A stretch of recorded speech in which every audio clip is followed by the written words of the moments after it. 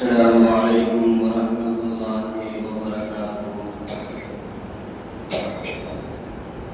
الحمد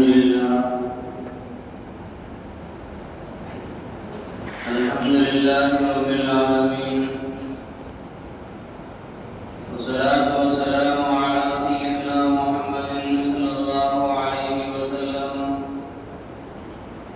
وآله وصحبه أجمعين. أما بعد، فأعوذ بالله من الشيطان الرجيم. بسم الله الرحمن الرحيم. إن المبذرين كانوا إخوان الشياطين وكان الشيطان لربه كفورا. صدق الله مولانا العظيم.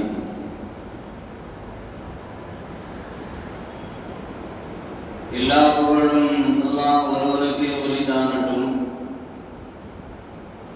நம்முடைய நாயகம் சர்தாரி ஆலம் ஷஃபீஉல் முஸ்லிமீன் ஸல்லல்லாஹு அலைஹி வஸல்லம் அவர்கள் மீதும் அவர்களின் வாழ்க்கை வழிமுறைகளை நம்பிக்கை மாறாத பின்பற்றி வாழ்ந்த உத்தம சத்திய சஹாபாக்கள், தாபிஈன்கள், தபஅ தாபிஈன்கள்,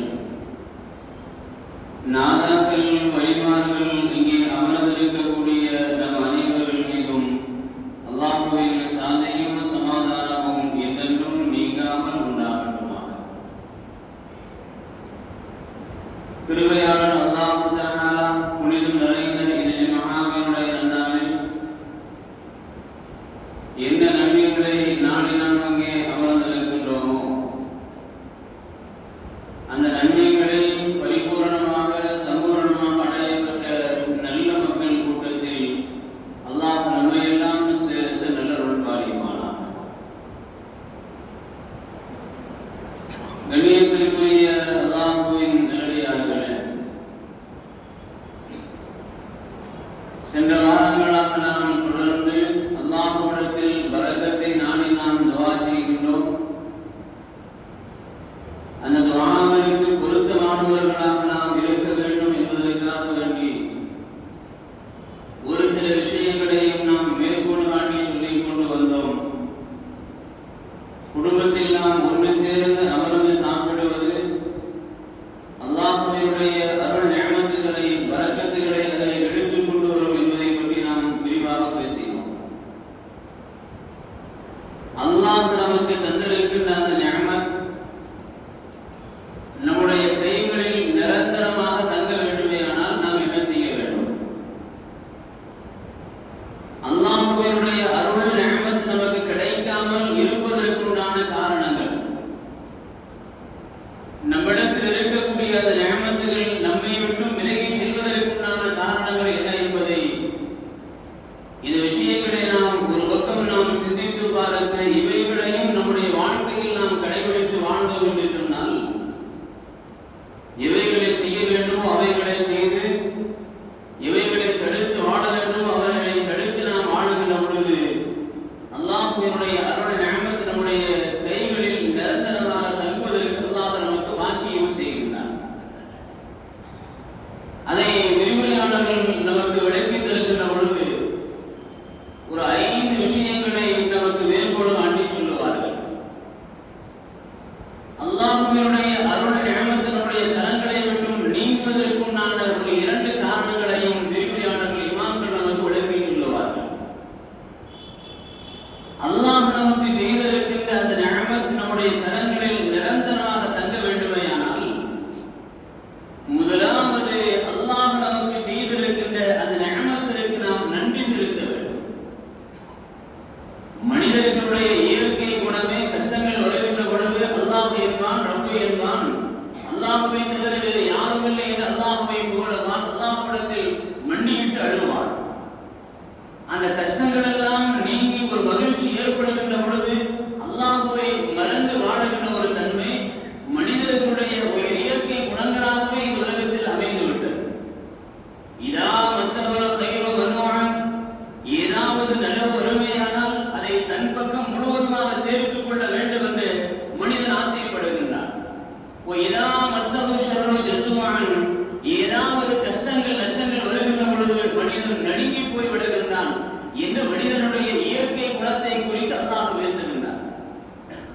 அல்லாஹ் நமக்கு செய்திருக்கின்ற அந்த நிஅமத்திற்கு நாம் நன்றி செலுத்துபவர்களாக இந்த உலகத்தில் நாம் வாழ வேண்டும்.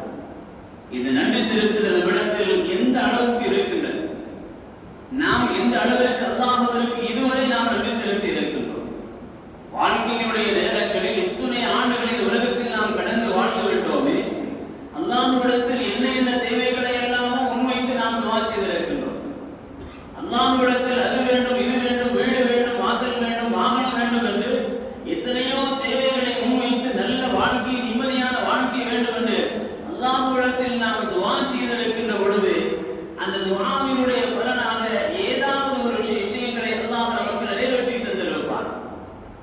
அந்த நிறைவேற்றி அந்த நிஅமத்திற்கு நாம் அல்லாஹ்விடத்தில் எத்தனை நிஅமத்துகளை செய்திருக்கின்றோம், அல்லாஹ்விடத்தில் நாம் எந்த அளவிற்கு நன்றி செலுத்தி இருக்கின்றோம். இந்த நன்றி செலுத்துதல் என்பது மிகவும் வெகுவாக அரிதாகி போன ஒரு காரியமாக இருக்கிறது. பெருமானார் ஸல்லல்லாஹு அலைஹி வஸல்லம் அவர்கள் அல்லாஹ்விடத்தில் எல்லா நேரங்களிலும் அல்லாஹ்வை புகழுபவர்களாக நன்றி செலுத்துபவர்களாக இருந்தார். காலையில் எழுந்திருக்கின்ற பொழுது அல்ஹம்துலில்லாஹ் என்று சொல்லுகின்ற அந்த ஒரு வார்த்தை எந்த அளவுக்கு நிஅமத்தை உணர்த்தி சொல்லுகின்றது தெரியுமா? ஒரு சின்ன ஒரு மரணத்தை அல்லாஹ் நமக்கு கொடுத்தான். அந்த மரணம் நிரந்தரமாக இருந்து விட்டால் இது துனியாவில் நம்முடைய வாழ்க்கை முடிந்து போய்விடும். அந்த மூச்சு காற்று நிரந்தரமாக நிறுத்தப்பட்டு விடுமையானால் துனியாவில் இந்த வாழ்க்கையில் நமக்கு முடிந்து போய்விடும்.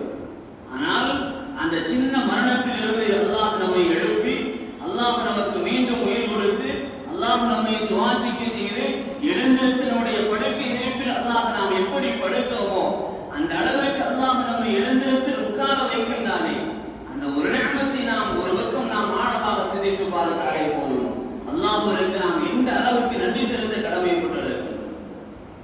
சாப்பிடுகின்ற உணவு நம்முடைய தொண்டை குழிக்குள்ளால் நின்று விடுமையானால் நஊதுபில்லாஹ் எல்லா மக்களையும் அல்லாஹ் காப்பாற்ற வேண்டும். சாப்பிடுகின்ற அந்த உணவு தொண்டை குழிக்குள்ளே நின்று விடுமையானால் மனிதர்களுடைய நிலைகள் என்னவா? ஆற்றிலே ஒருவர் மீன் பிடித்துக் கொண்டிருந்தான், நடந்த உண்மை. உள்ளிடம் ஆற்றிலே ஒருவன் மீன் பிடித்துக் கொண்டிருந்தான், மீன் பிடிக்கக்கூடியவர். மீன் பிடித்த அந்த மீனில் ஒரு மீனை தன்னுடைய வாயில் வைத்துக் கொண்டு இன்னொரு மீனை பிடிப்பதற்குண்டான முயற்சியில் அவன் ஈடுபட்டுக் கொண்டிருந்தான். வாயில் வைத்த அந்த மீன் தொண்டை குழிக்குள்ளால் அவனையும் அறியாமல் சென்று விட்டது. மூச்சு திணறி அந்த இடத்திலேயே மரணித்து போய்விடுகிறார். எத்தனையோ வரலாறுகளை நீங்கள் கேட்டிருப்பீர்கள். சாப்பிடுகின்ற பொழுது ஏற்பட்ட மரணங்கள் எல்லாம் உங்களுக்கு நிதர்சனமான எத்தனையோ வரலாறுகளுடைய கண்களுக்கு முன்னால் நடந்திருக்கலாம். இந்த ஒரு நிமித்தையாவது நாம் நினைத்து பார்க்க வேண்டும். உணவை நாம் சாப்பிடுகின்றோம், அந்த உணவு உள்ளே செல்லுகின்றது, நன்கு நாம் பற்களுக்கு இடையில் வைத்து நாம் நன்கு அசைமூட்டு நாம் சாப்பிடுகின்றோம், அந்த உணவு உள்ளே செல்லுகின்றது. அது உள்ளே சென்றதற்கு பின்னால் அங்கு இருக்கக்கூடிய அந்த காரியங்கள் எல்லாம் நடந்து முடிந்து செரிமானத்தினுடைய அத்தனை விஷயங்களும் முடிந்ததற்கு பின்னால் அது நீராக பலமாக அல்லாஹ் நமக்கு வெளியாக்குகின்றானே, அதற்கு நாம் எந்த அளவுக்கு நன்றி செலுத்த வேண்டும் தெரியுமா? அல்லாஹ்விடத்தில் இந்த நன்றி செலுத்துதல் என்கின்ற இந்த ஒரு அமல் நம்மிடத்தில் வந்து விடுமையானால் அல்லாஹ் நமக்கு செய்திருக்கின்ற அந்த நிஅமத்துகளை நம்முடைய கரங்களில் நிரந்தரமாக தங்குவதற்கு அல்லாஹ் பாக்கியம் செய்கிறார். அந்த நிஅமத் அது கம்மியாக இருந்தாலும் சரி, அதிகமாக இருந்தாலும் சரி, பெரிய நிஅமத்தாக இருந்தாலும் சரி, மிக கம்மியானதாக இருந்தாலும் சரி, அதை நாம் யதார்த்தமாக நாம் சிந்தித்து பார்த்து இந்த அளவிற்கு எனக்கு நீ நிஅமத்து செய்தாயே, அல்ஹம்துலில்லாஹ், நான் உன்னை அதிகம் அதிகம் புகழுகின்றேன், நான் உன்னை அதிகம் அதிகம் நான் ஷுக்ர் செய்கின்றேன், உனக்கு நான் நன்றி செலுத்துகின்றேன் என்கின்ற அந்த ஒரு வார்த்தை நன்றி செலுத்துதல் நம்முடைய வாழ்க்கையில் வந்து விடுமையானால் நம்முடைய நிஅமத்துகளை அல்லாஹ் நமக்கு நிரந்தரமாக நம்முடைய கைகளில் தருகின்ற பாக்கியத்தை தருகின்றார். இரண்டாவது, அல்லாஹ்விடத்தில் நிஅமத்தை நாம் கேட்டு பெறுகின்றோம். அந்த நிஅமத் அடிப்படையில் இந்த துனியாவினுடைய வாழ்க்கையில் நாம் வாழுகின்றோம். அந்த வாழ்க்கையினுடைய உரைகளில் ஏதாவது பாவங்கள் நடக்கலாம், ஏதாவது தவறுகள் நடக்கலாம், ஏதாவது தீமைகள் நடந்து விடலாம். அவைகளை எல்லாம் நாம் நினைத்து பார்த்து அல்-இஸ்திக்ஃபார் வ தௌபா, அல்லாஹ்விடத்தில் நாம் இஸ்திக்ஃபார் செய்ய வேண்டும், பாவ மன்னிப்பு தேடுதல். இந்த பாவ மன்னிப்பு தேடுதல் நம்முடைய கரங்களில் அல்லாஹ் நமக்கு செய்த அந்த நிஅமத்தை தங்குவதற்குண்டான பாக்கியங்களில் இரண்டாவது ஒரு அமல். அல்லாஹ்விடத்தில் அதிகம் அதிகம் தௌபா செய்ய வேண்டும். பெருமானார் ஸல்லல்லாஹு அலைஹி வஸல்லம் அவர்கள்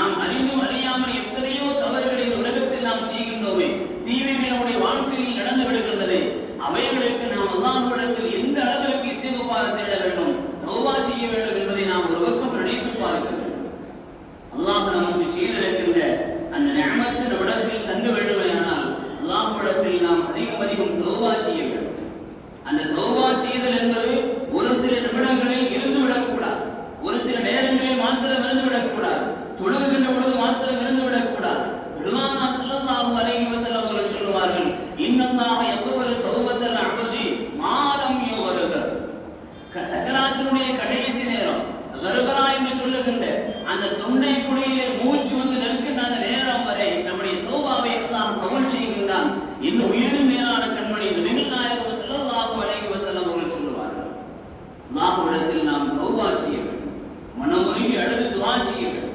செய்த பாவங்களை எல்லாம் அல்லாஹ்விடத்தில் சொல்லி முன்வைத்து, நான் இந்த பாவத்தை செய்தேன் எனக்கு தெரியும், நான் அந்த பாவத்தை செய்தது எனக்கு தெரியும், நான் தெரிந்தே அந்த பாவங்களை செய்தேன், நான் தெரியாமல் இந்த பாவங்களை செய்து விட்டேன், என்னையும் அறியாமல் இந்த பாவங்கள் நடந்து விட்டது என்று எல்லாவற்றையும் அல்லாஹ்வினுடைய சன்னிதானத்தில் முன்வைத்து அழுது அல்லாஹ்விடத்தில் நாம் இஸ்திக்ஃபார் செய்கின்ற பொழுது நம்முடைய தௌபா அல்லாஹ்விடத்தில் ஏற்றுக்கொள்ளப்பட்டு விடுவேயானால் அல்லாஹ் நமக்கு செய்த அந்த நிஅமத்தை நம்முடைய கைகளில் நிரந்தரமாக தங்குவதற்குண்டான பாக்கியத்தை அல்லாஹ் நமக்கு தருகின்றார். மூன்றாவது, ஏழை எளிய மக்களை கொண்டு நாம் இரக்கம் காட்ட வேண்டும். ஏழை எளிய மக்களை கொண்டு நாம் இரக்கம் காட்ட வேண்டும். அல்லாஹ் நமக்கு தந்து விட்டான் போதும், அல்லாஹ் நமக்கு செய்து விட்டான் போதும், என்னுடைய சுயநலம் எல்லாம் இந்த உலகத்தில் சரியாகி விட்டது, நான் யாரை பற்றியும் சிந்திக்க வேண்டிய அவசியம் இல்லை, நான் யாரை பற்றியும் சிந்திக்க வேண்டிய அவசியம் இல்லை.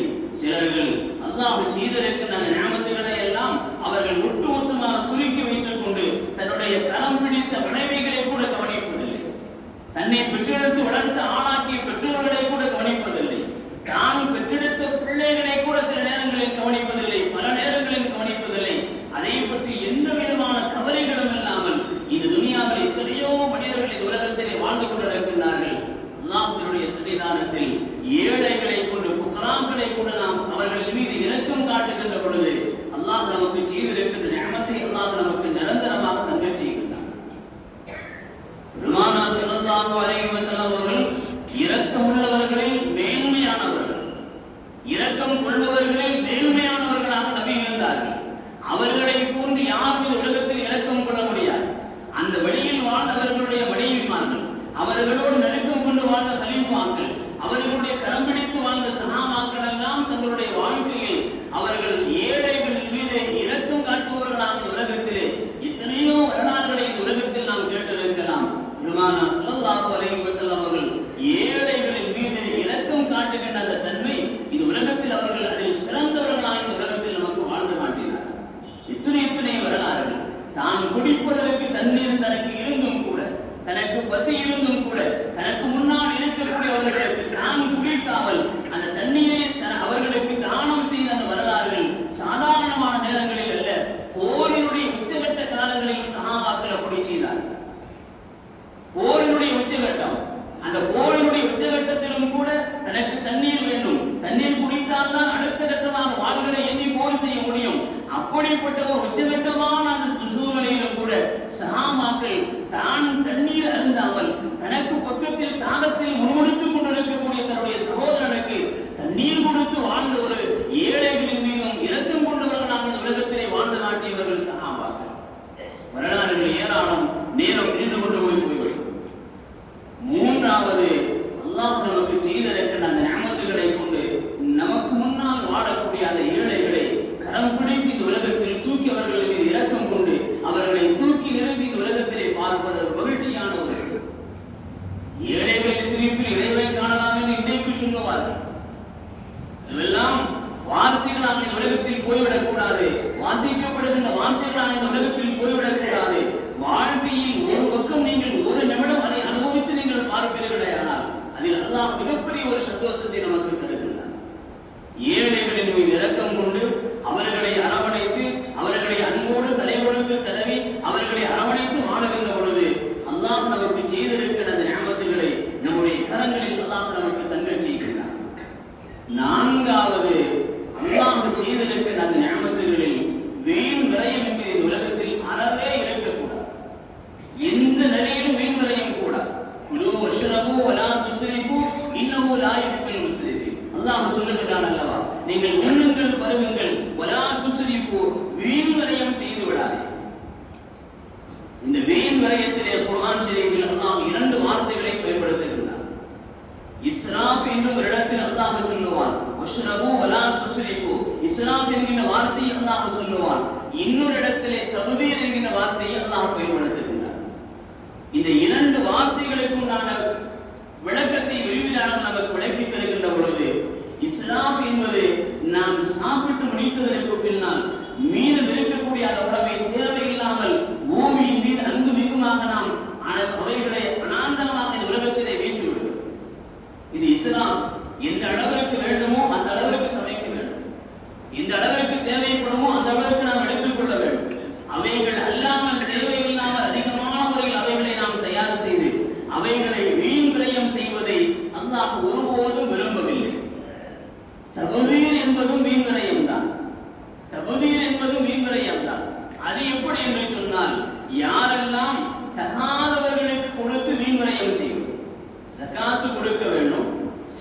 கொடுக்க வேண்டும், தான தர்மங்களை செய்ய வேண்டும்.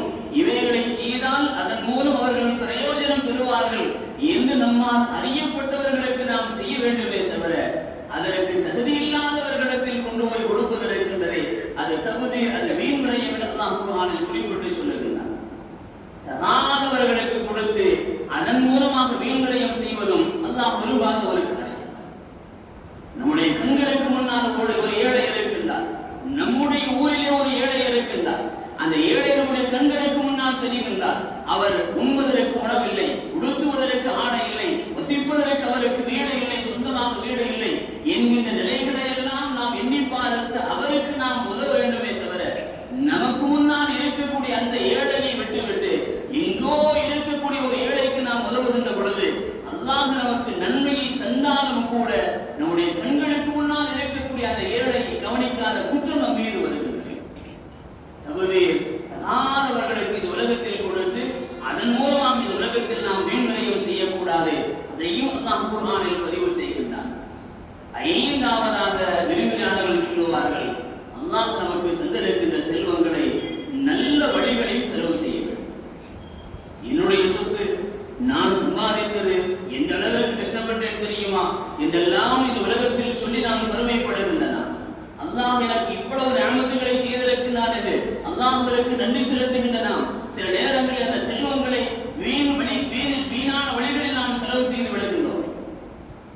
அவைகள் அல்லாஹ்விடத்தில் பதில் சொல்ல வேண்டிய சூழ்நிலைகளாக இந்த உலகத்தில் மாறி போய் விடுகின்றது.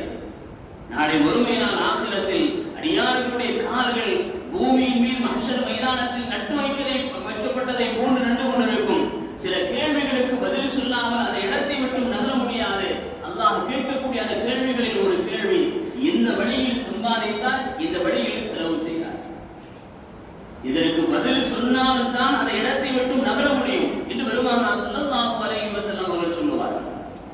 அந்த வரிசையில் அல்லாஹ் நமக்கு செய்திருக்கின்ற அந்த செல்வங்களை நல்ல வழிகளில் செலவு செய்ய வேண்டும். இந்த 5 அமல்கள் நம்முடைய வாழ்க்கையில் வந்துவிடுமேயானால் அல்லாஹ் நமக்கு செய்திருக்கின்ற அந்த நிஅமத் நம்முடைய கரங்களில் தங்குவதற்குண்டான பாக்கியத்தை அல்லாஹ் தருகின்றான். முதலாவது அல்லாஹ் நமக்கு செய்தவர்களுக்கு நன்றி செலுத்த வேண்டும். இரண்டாவது பாவங்கள் நடந்திருக்குமேயானால் அல்லாஹ்விடத்தில் தௌபா செய்ய வேண்டும். மூன்றாவது ஏழைகளை கொண்டு அவர்கள் மீது இரக்கம் காட்ட வேண்டும். நான்காவது வீண் விரயம் என்பது வாழ்க்கையில் எந்த நிலைகளிலும் இருக்கக்கூடாது. ஐந்தாவது நல்ல வழிகளில் செலவு செய்ய வேண்டும். இதை நாம் விளங்கிக் கொள்ள வேண்டும். அடுத்து விரிவுரையாளர்கள் நமக்கு சொல்லுவார்கள், அல்லாஹ் நமக்கு செய்திருக்கின்ற அந்த நிஅமத் நம்மை விட்டு விலகி போகின்றது என்று சொன்னால் இது ஏன் விலகி போனது என்று என்னைக்காவது சிந்தித்திருக்கின்றோம்? கஷ்டப்பட்டு ஒரு வீட்டை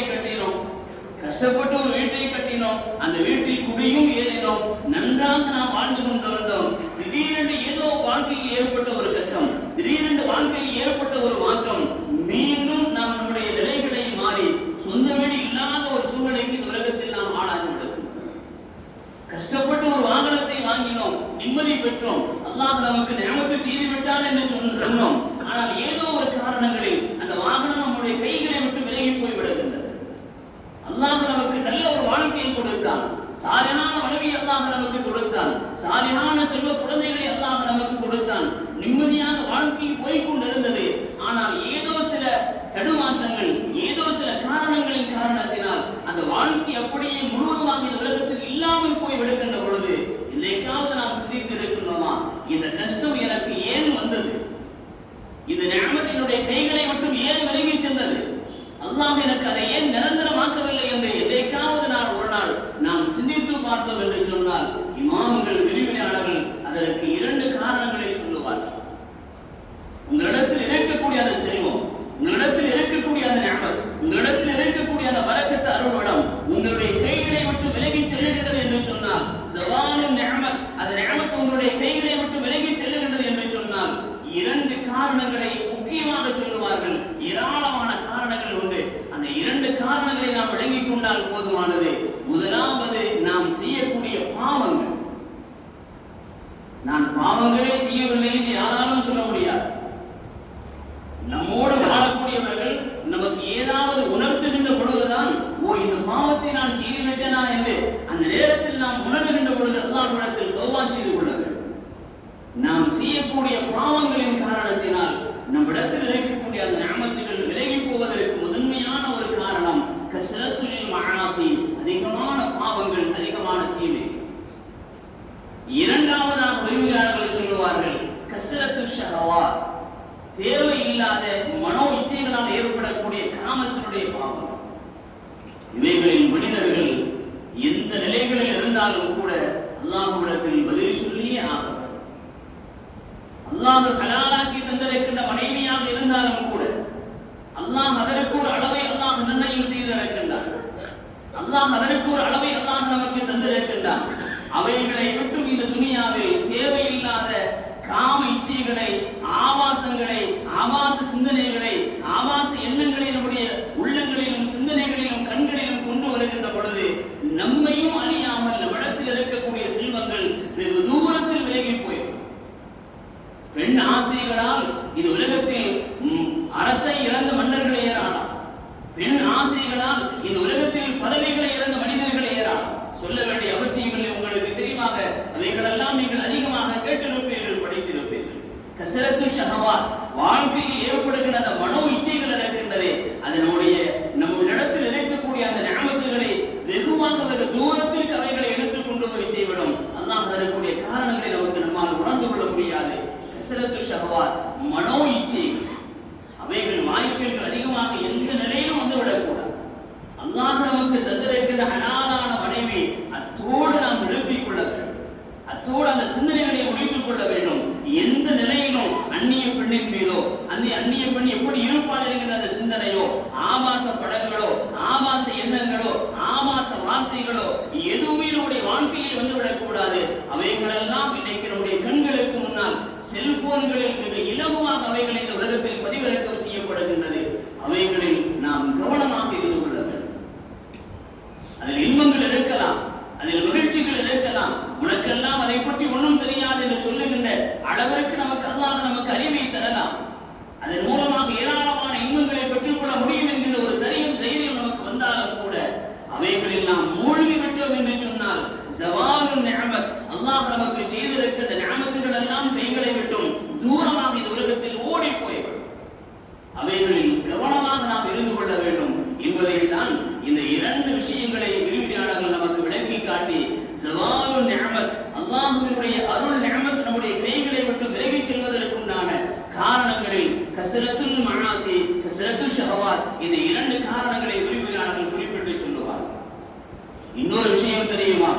மேலை நாடுகளிலே கேன்சர் என்பது இந்த உலகத்தில் எல்லா இடங்களிலும் அதிகமாக பரவிக்கொண்டு வருகின்றது, அது வேறு விஷயம். ஆனால் மேலை நாடுகளில் இன்றைக்குரிய ஆய்வு என்ன தெரியுமா? ஆண்களுக்கு உண்டான முதுகந்தண்டிலே அவர்களுக்கு அப்படி ஒரு கேன்சர் வருகின்றது. முதுகந்தண்டை அல்லாஹ் எப்படி படைத்திருக்கின்றான் தெரியுமா? வாரிசுகளை உருவாக்குவதற்குண்டான ஆண்மை அந்த இடத்தில் அல்லாஹ் தங்கச் செய்கின்றான். ஜும்ஆவுடைய இடம், வார்த்தைகளை நான் அளந்து பேச வேண்டிய கடமை எனக்கு இருக்கின்றது. ஆண்மையுடைய தன்மைகளை ஒரு ஆணினுடைய முதுகந்தண்டில் அல்லாஹ் தங்க வைக்கின்றான். அந்த இடத்தில் இன்றைக்கு வேலை நாடுகளில் கேன்சர் அதிகமாக உருவாகுகின்றது. நீங்கள் ஆய்வுகளை படித்து பாருங்கள், உங்களுக்கு தெரியும். மேலை நாடுகளில் நாளுக்கு நாள் லட்சக்கணக்கில் அதற்குண்டான அந்த முதுகந்தண்டில் வரக்கூடிய அந்த கேன்சர் அதிகமாகிக் கொண்டே வருகின்றது. இன்றைக்கு ஆய்வாளர்கள் சொல்லுகின்றார்கள், யாரெல்லாம் ஆபாச படம் பார்க்கின்றார்களோ, யாரெல்லாம் ஆபாச சிந்தனையில் இருந்து கொண்டிருக்கின்றார்களோ, யாரெல்லாம் அப்படிப்பட்ட எண்ணங்களை, சிந்தனைகளை, செயல்களை அதிலேயே தங்களுடைய நேரங்களை, காலங்களை வீணாக்கி கொண்டிருக்கின்றார்களோ, அப்படி அதே சிந்தனையில் இருக்கின்ற பொழுது மனிதனுக்கு வாழ்க்கையில் மகிழ்ச்சி வர வேண்டும், கஷ்டங்கள் வர வேண்டும், அவைகளை எல்லாம் தாண்டி மனிதர்களுடைய ஆரோக்கியத்தை கிடைக்கக்கூடிய, மனிதர்களுடைய நிம்மதியை கிடைக்கக்கூடிய இந்த ஆபாச சிந்தனை அதே சிந்தனையில் இருந்து கொண்டிருக்கின்ற பொழுது, மூளையிலும் சிந்தனைகளிலும் அதே சிந்தனை வருகின்ற பொழுது அந்த மனிதனுடைய பலவீனம் எல்லாம் இந்த உலகத்தில் முற்றிலுமாக அது அறுந்து போய்விடுகிறது. அவன் தன்னுடைய ஹலாலான மனைவியோடு நெருங்க வேண்டும் என்று நினைக்கின்ற பொழுதும் கூட அவனால் நிம்மதியான ஒரு வாழ்க்கையின் உலகத்தில் அதில் திருப்தி அவன் பெற்றுக்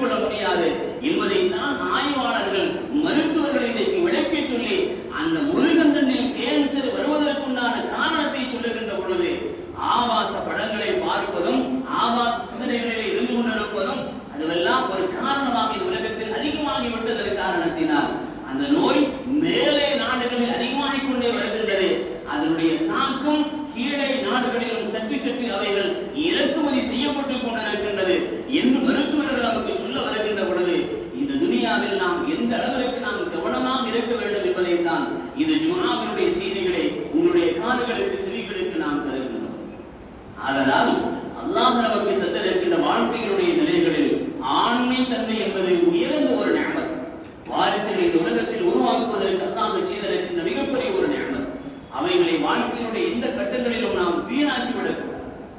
அவைகளை வீணாக்கிவிடக்கூடாது.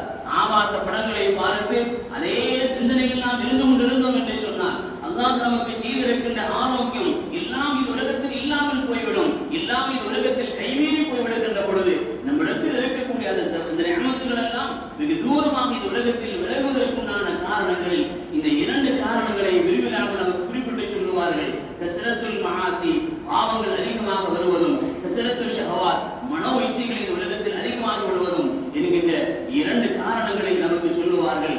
அல்லாஹ்வினுடைய சன்னிதானத்தில் நாம் அதிகம் நாம் இது குறித்து நாம் துஆ செய்ய கடமைப்பட்டிருக்கின்றோம். நாமாக இருந்தாலும், நம்முடைய குடும்பங்களாக இருந்தாலும், நம்முடைய வாரிசு செல்வங்களாக இருந்தாலும் எல்லாம் ஆரோக்கியமான இந்த உலகத்தில் அவர்கள் வாழ வேண்டுமையானால் அல்லாஹ் அவர்களுக்கு செய்திருக்கின்ற அந்த நியமத் அவர்களுடைய கைகளில் நிரந்தரமாக தங்க வேண்டுமையானால் மேல் சொன்ன அந்த 5 அமல்கள் நம்முடைய வாழ்க்கையில் வர வேண்டும். தவிர்த்து வாழ வேண்டிய இந்த 2 காரணங்களை விட்டு நாம் தவிர்த்து வாழுகின்ற பொழுது அல்லாஹ் நமக்கு செய்திருக்கின்ற அந்த நியமத் நம்முடைய கரங்களில் தங்குவதற்குண்டான பாக்கியத்தை அல்லாஹ் நமக்கு தருகின்றான். இல்லாமல் ரப்புல் ஆலமீன் அல்லாஹ் தஆலா இந்த உலகத்தில் நாம் வாழும் காலமெல்லாம் இவைகளெல்லாம் பாவங்கள் என்று அல்லாஹ் நமக்கு சொல்லி காட்டினானோ இவைகளையெல்லாம் பாவங்கள் என்று மேலான கண்மணி நபிகள் நாயகம் ஸல்லல்லாஹு அலைஹி வஸல்லம் அவர்கள் நமக்கு விளக்கி சொன்னார்களோ அந்த பாவங்களை மட்டும் தவிர்த்து வாழுகின்ற நன்மக்களாக அல்லாஹ் நம்மை ஆக்கி வைத்தல் புரிவானாக. இந்த உலகத்தில் நாம் வாழும் காலமெல்லாம் அல்லாஹ்விடத்தில் என்ன தேவைகளை எல்லாம் முன்வைத்து நாம் துஆ செய்கின்றோமோ அந்த நல்ல தேவைகளை ஆயாத்துகளை அல்லாஹ் நமக்கு முழுவதுமாக நமக்கு நிறைவேற்றி தந்தல் புரிவானாக. நாளை வறுமை நாள் ஆகிரத்தில் அல்லாஹ்வினுடைய சன்னிதானத்தில் கேள்வி கணக்குக்காக நிறுத்தப்படுகின்ற பொழுது அந்த கேள்வி கணக்கினுடைய அந்த நேரங்களை அல்லாஹ் நமக்கு முழுவதுமாக இலகுவாக்கி தந்தல் புரிவானாக. இந்த உலகத்தை மட்டும் மரணிக்கின்ற பொழுது லா இலாஹ இல்லல்லாஹ் முஹம்மது ரசூலுல்லாஹ் என்கின்ற உன்னத கலிமாவை மனமகிழ்வோடு ஒழிந்து மரணிக்கக்கூடிய பாக்கியத்தை அல்லாஹ் நம் அனைவர்களுக்கும் நசீபாக்கி தந்தல் புரிவானாக. நாளை வறுமை நாள் ஆகிரத்தினுடைய அனைத்து அதாபங்கள் வேதனைகளை விட்டும் அல்லாஹ் நம்மை பாதுகாத்து